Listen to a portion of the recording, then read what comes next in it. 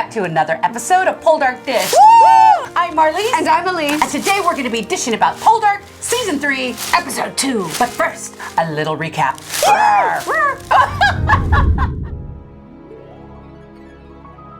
Episode 2 opens with a gorgeous shot of Ross, Elizabeth, and Demelza all peering out over the Cornwall coast. I wonder what they're thinking about. You're having my baby. I said never again, but I knew that was just malarkey. You had my baby. It wouldn't be so bad if he didn't look so Poldarky. He's so potent, who in Cornwall hasn't he knocked up? I've had a little morning sickness and I've only watched the show. Elizabeth, who is looking a little rough, mentions that Verity is coming to the christening. But Morwenna wants to know if the cuter Poldarks will be there. George says, hell no! Sam Carn is going all Elmer Gantry on the Cornwall Miners. But his devilish good looks appeal more to the ladies. Oh yeah, they be singing, praise the Lord! Woo! Sammy was a preacher's son, and when his daddy died, he took it all. They gathered round when he started talking, and the ladies, they'd be gawking. And the husbands would stand there squawking. Then I looked into their eyes. Lord knows to their surprise, the only boy who could ever reach me was the son of a preacher man. The only boy who could ever teach me was the son of a preacher man. Yes, he was. He was.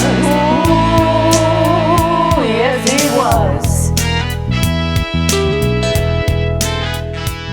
Brother Sam says his prayers at the dinner table. Lord, thank you for this food, this water, this leaking house. Prudy says you could thank Captain Ross for that. She do think Ross be a god. Ooh, so do we. Drake wonders if Trenwith has any souls that need saving. Ross tells him to take a cold shower and stay the hell away from Trenwith. Ross and Demelza are basking in the afterglow. Hot pot alert! Woo! Ah. How many takes do you think that took him? As many as he wants. Oh, another hot bottle alert? Duh! Oh, wait. It's the kid. Oh, this is so wrong. No, it's not. Ooh. Oh, ow. Yowza. Excuse me, who are you? I'm the Cornwall Cub. Prudy is checking out a skinny dipping drink. She was strolling by the stream, looking for some action. But like Big Jagger said, Prudy don't get no satisfaction. She stumbled onto Drake. He was splishing and a-splashing. He was really a stick. Prudy dropped her stick. She liked his shirtless fashion. She told her she had needs, now don't be a party pooper. Drake started to dress cause you don't mess with a funky Cornwall cougar.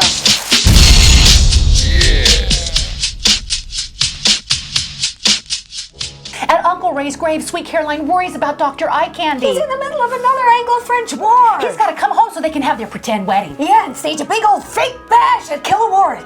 Wormleggin is kissing some aristocratic ass with Sir Francis Best. Hey, I know that place. It's Darlington Hall. Where's Mr. Stevens? Wormy worms an invitation to Sir Francis's next posh soiree. You know, Remains of the Day, Emma Thompson. I love that one. Demelza tells her brothers that her soul ain't for saving. She be liking her heathen lifestyle, just as it is. But Sam is only worried that she likes Drake better. I think you're groovy, Greg. You really think so, Marcia? Sure. I tremble for the chicks with your beguiling ways. Hello, your brother and sister! Elizabeth, who is suffering with a stick up her butt, is annoyed that Master G and Morwenna are yucking it up in the corner. While baby Ross is crying his ass off. Get that baby a binky. An old friend of Ross is brawling in the town. It's Solly, the mumbling pirate. Sounds like I'm lisping death of it. No fit. Well, Solitaire Girls, I thought you were dead. Ross! How you doing? Yes, you've been away at sea for a long time, Solly. Yeah, you wanted to flood it out. Yes, the winds have been terrible. Oh, it's the same as it is, ladies. Oh, you've met a lady with huge tracts of land. Yes. You kept your bones in a pouch. What's someone there? Oh, sorry. Verity arrives Trenwith and Aunt Agatha's elated. Verity wants to know who Valentine favors. Long story. A crossbeam washes ashore. The Merry Methodist grabs it for his cottage. They need it for a house of worship. Ross says anywhere but on my land. Ross is in the field swinging a hoe and listening to the church bells chime. Baby Valentine's being baptized. Demelza gives him some shit about who's there. And who's not. Oh no! Dr. Eye Candy's ship may be lost at sea! Maybe Captain Blamey's too. Quick, Prudy, take a letter to Ross! Beatie's drinking game! While trespassing on warm-legged property, The beam-carrying bras encounter Master G and Morwenna. Mordrake are still making eyes at each other. Morwenna says, I think he's rather low ball. Still here, giving you flowers. Awkward! Ross drops the 411 and it ain't good. Blamey's ship is missing. Dr. Eye Candy's ship is lost off the French coast. Verity and Sweet Caroline are inconsolable. So are we. The bras show up at the warm-legged church The wormies are late, so the bras go all boy band on them. and lead the congregation in songs of praise George gets his hate on for Sam immediately. and bans them from the church. Ross has more bad news about the Esmeralda and the Travail. So he's got to go to France to check things out. Demelza pleads with him to find another way before he runs off to have croissant and macaron. So he caves because they've been invited to Sir Francis's fancy bash. And maybe they can get some information out of the French homies at the party. And macarons. Dreamy-eyed Drake ain't on his knees praying at the beach. No, he's picking up seashells by the seashore. Valentine is in distress. And his mama is in La La Land. Verity rushes in to help. Elizabeth, your child is crying his ass off. I'm sorry, I'm putting on my earrings. Pick him up. If you have another kid, you'll understand. No, I said what? Listen, I'm busy. The kid'll be all right. You're a terrible I'm mother. gonna raise some kind of sissy. At the best beach in Cornwall. Drake takes Master G and Morwenna to a holy wishing well. Ross and Demelza arrive at Sir Francis's fancy-ass crib. Ross and George be giving each other the oogly. Elizabeth and Demelza are flinging the evil eye at each other. Demelza be like, don't you be looking at my husband, ho. Elizabeth be like, been there, done that, bitch. Done him. Twice. The women have a mission. To get the dealio on the Esmeralda and the Travail. By any means necessary. Time to bring out the double D's, Demelza. At the holy wishing well. Mordrake make their wishes. Oh yeah, we know what their wishes are. Master G is all like, what? Get a room, you two. Ew. Reverend Halls is at the party. Double Poldark moment. He wants Ross to take the magistrate's seat. After all, a Poldark has sat on the bench for over 100 years. And it's his ass time. But Ross says hell to the no. I won't judge my homies. That means it's going to go to Wormlegged. Wormleg is doing the happy dance. Yes. Did they do that then? I don't think so.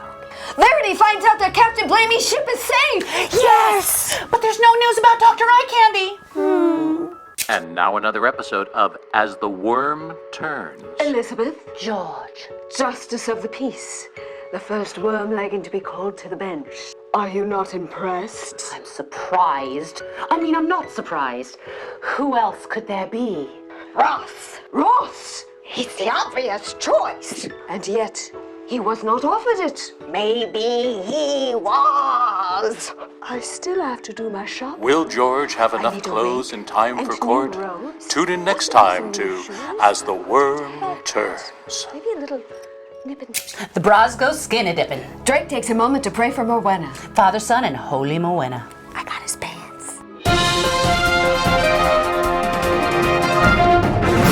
We're going to go directly to our reporter in the field, Thali Tregills. Thali, what can you tell us? What's up? Thank you, Thali. And now we'll return you to our regularly scheduled program. Ross and Thali take off for France with Demelza watching. You're leaving your pregnant wife behind again, you bastard. L-O-Z! Wrong show. Verity says a sad goodbye. Aunt Aggie is heartbroken. So are we. Will she ever see Verity again? We hope so. As Caroline wonders where Dwight can be. French soldiers take aim at blindfolded prisoners. 1, 2, 3. Bodies go down. Next man up, the soldier aims his gun. It's Dr. Eye Candy! Caroline shivers. They shoot! No!